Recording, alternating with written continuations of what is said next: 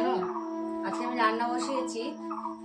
আমি সকালে রান্না করি, তোমরা তো জানো। রান্না বসিয়েছি, রান্না বসিয়ে ভাতটা হয়েছে শুধু, আর আলু আর বটবড়ি ভাজা করছিলাম। তো ভাতটা হয়েছে, বটবড়ি আলু ভাজা করার সময় গ্যাসটা আমার শেষ হয়ে গেছে। তো গ্যাসটা শেষ হয়ে গেছে, আমি তখনও হলুদ দিইনি, খালি লবণটাই দিয়েছিলাম।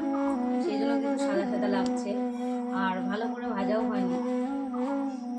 এখন তার গ্যাস ঢোকানো সম্ভব না পক্ষে, কারণ আমি এখন কাজে বেরিয়ে যাবো। এই যে হ্যালো এভরিওয়ান, কেমন আছো সবাই? আমি বর্ণা, আমার লাইফস্টাইল চ্যানেলে তোমাদের আবার একবার স্বাগতম জানিয়ে নতুন একটা ব্লগ নিয়ে তোমাদের সামনে চলে এলাম।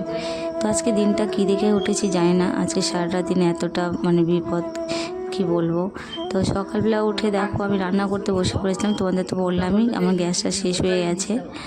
আর তার মধ্যে কালকে রাতের থেকে আমাদের বাড়িতে কারেন্ট আছে, কিন্তু কারেন্টটা খুব ডিস্টার্ব করছে। সিরিজ লাইন হয়ে আছে, ফ্যান একদমই ঘুরছে না, আর লাইটও হচ্ছে না, আপ ডাউন করছে। তো সারা রাতে তো আমরা ফ্যান চালাতে পারিনি, প্রচণ্ড পরিমাণে গরমের মধ্যে ছিলাম, সারা রাতে ঘুম পাড়তে পারিনি, মেয়েও আমিও ছেলেও। তো মেয়ে তো লাস্টে কী করলো, মেঝেতে শুলো, আর আমি তো বিছানায় একাই ছিলাম। তো তারপরে দেখো সকালবেলা কাজকর্ম করে আমি রান্নাটা করে, রান্না তো সেরকম করতে পারিনি, গ্যাস শেষ হয়েছে তোমাদের সেটা বললাম।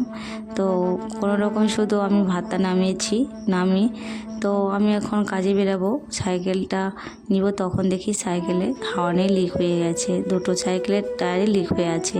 তো কালকে সন্ধ্যাবেলায় আমি দুটো সাইকেলে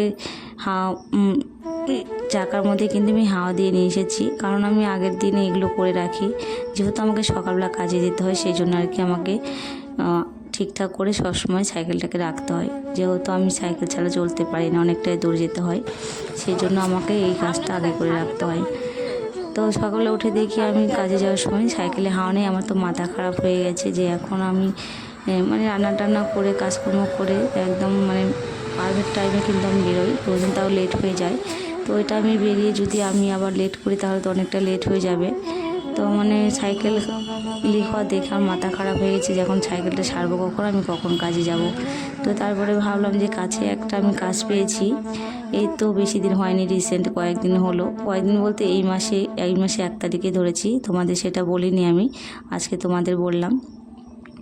তো সেখানে আমি যাব। তো ওটা বেশি দূর না, আমাদের বাড়ির থেকে প্রায় হেঁটে গেলে 7-8 মিনিট লাগে, আর সাইকেলে গেলে তো 2 মিনিটে হয়ে যাবে।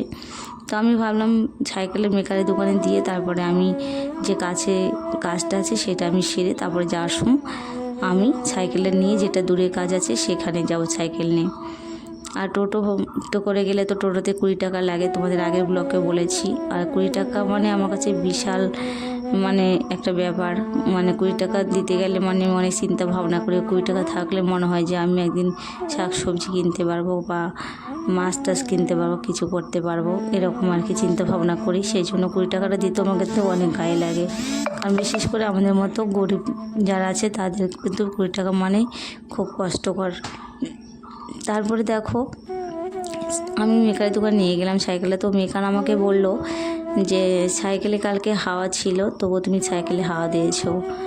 তো আমি বুঝতে পারিনি, আমি বললাম দেখেন আমি তো বুঝতে পারিনি সাইকেলে হাওয়া আছে কি না, কারণ আমার সাইকেলে হাওয়া না থাকলে আমার একটা মাথার মধ্যে হেডেক থাকে যে আমি সকালবেলা কাজে যাব, আর সাইকেলে যদি ঠিকঠাক না থাকে তাহলে আমি কী করে যাব, এই চিন্তা ভাবনাটা আমি সবসময় কাজ করে। সেই জন্য আর কি হাওয়া থাকতে আমি একটু হাওয়া দিই নি, অল্প পরিমাণে দিই।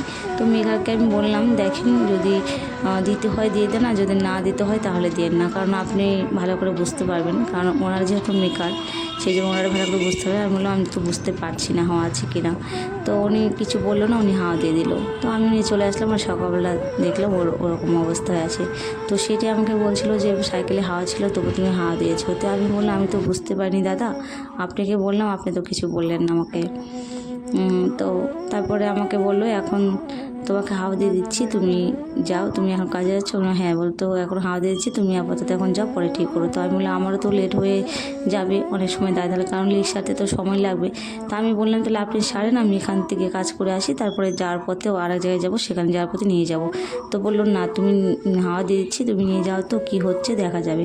তো আমি যে হাওয়া দিয়ে নিয়ে কিছুটা দূর এসেছি, এসে দেখি আবার হাওয়া চলে গেছে, একদমই যেরকম ছিল সেরকম হয়ে গেছে। আমি তো চালাতে পারলাম না সাইকেল, হেঁটে হেঁটে হেঁটে গেলাম ওই কাজের বাড়িতে, ওই কাজের বাড়িতে কাজ করে এসে তারপরে সাইকেলটা মেকারের দোকানে দিয়ে তারপরে লাস্টে আমাকে টোটোতে করে কিন্তু আসতে হলো আর একটা কাজের বাড়িতে যেটা দূরে সেখানে। তো কী করবো, আর 20 টাকা লাগলেও দিতে হবে, কারণ যেহেতু আমার এটা কর্মের জায়গা আর কর্মের জায়গা তো ঠিক রাখতে হবে, সেটা তোমরা জানো। আর দেখো বন্ধুরা, তোমাদের সাথে কথা বলতে বলতে কিন্তু আমি টোটোতে করে চলে এসেছি আমার কাজের এখানে। আর দেখো আমি সবজি কাটতে বসে পড়েছি। বাসা করছি আর ওদিকে ডিম বসিয়ে দিয়েছি, ডিম রান্না করবো আজকে।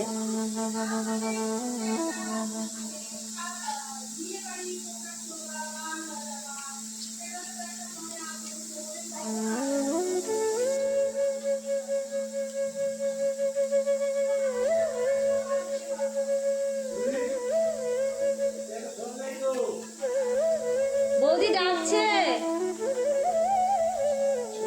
জল নেই বলে কিসে। দেখো আছে কাঁঠাল করবো ডাল দিয়ে, মটর ডাল দিয়ে করবো।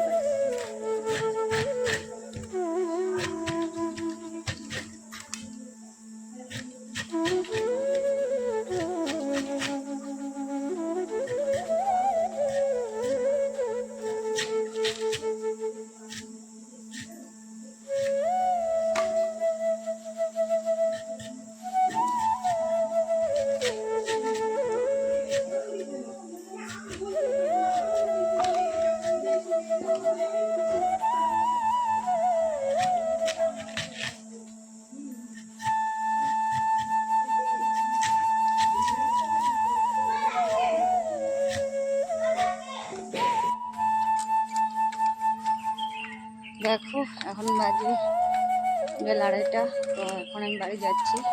আর আজকে তো সাইকেল নিয়ে আসিনি আমি, সাইকেলটা নষ্ট হয়ে গেছে সেই জন্য। তো আমি এখন রাস্তায় দাঁড়িয়ে আছি টোটোর জন্য।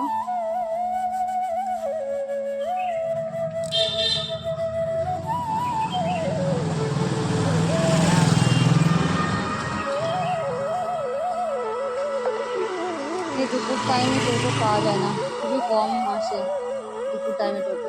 একটুক্ষণ দাঁড়ায় দেখি, একটা আসছে টোটো থেকে, দেখি ওটা যাবে নাকি।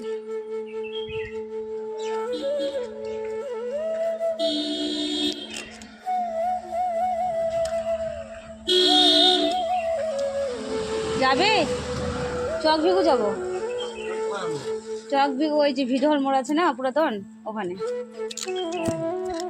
10 টাকা করে আসলাম, যাবো না।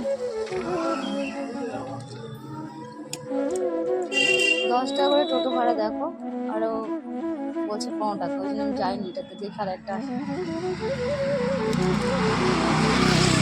10 টাকা করে ভাড়া এখান থেকে, এক একজন এক এক দাম। তো কিছুক্ষণ আমাকে এখানে ওয়েট করতে হবে। কি বলবো, টোটোওয়ালাগুলো মানে দাম চেলে ভাবে কি পাওয়া যায়।